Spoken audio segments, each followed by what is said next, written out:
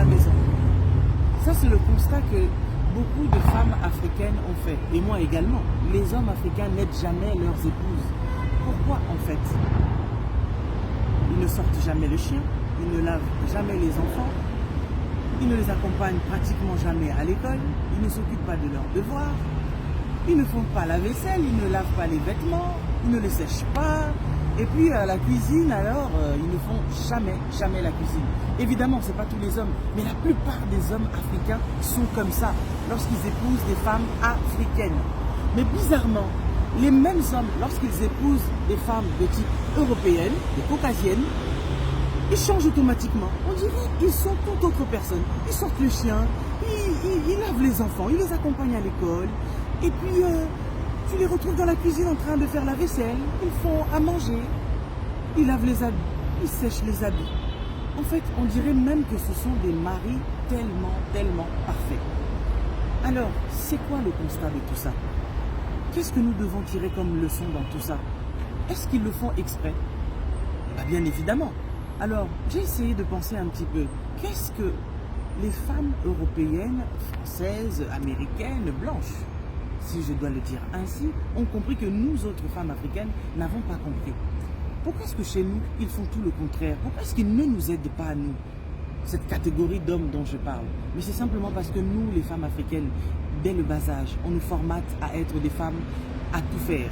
C'est-à-dire à être des femmes cuisinières, des femmes ménagères, des femmes qui sont là pour faire les enfants et les femmes qui sont là pour tout faire, pour s'occuper de la maison et du mari.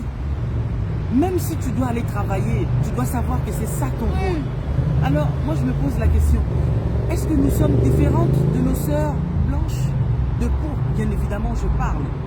Eh bien non, nous sommes toutes des femmes et on est censé nous traiter toutes de la même manière. Mais pourquoi est-ce que nos hommes nous traitent différemment lorsque c'est les femmes africaines et les femmes européennes? C'est parce qu'en fait, ces hommes-là, ils savent très bien que les femmes européennes, elles ont été éduquées autrement, d'une manière différente. Ces femmes-là savent très bien que l'homme, même si tu es mon mari, tu es là aussi pour contribuer en fait à mon épanouissement. Tu dois aussi m'aider.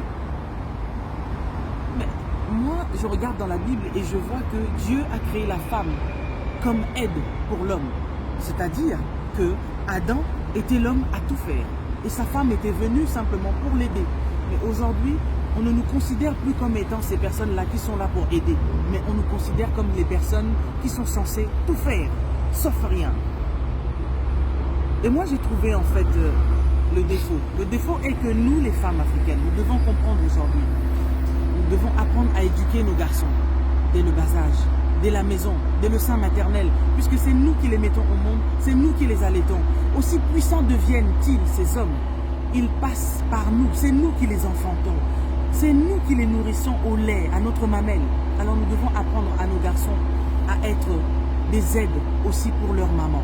Un garçon qui n'aide pas sa mère, il ne peut pas aider sa femme. Alors, tu as des garçons dans la maison, chère maman. Apprends à tes garçons à bien se comporter vis-à-vis de toi. Apprends à tes garçons à t'aider déjà à la maison.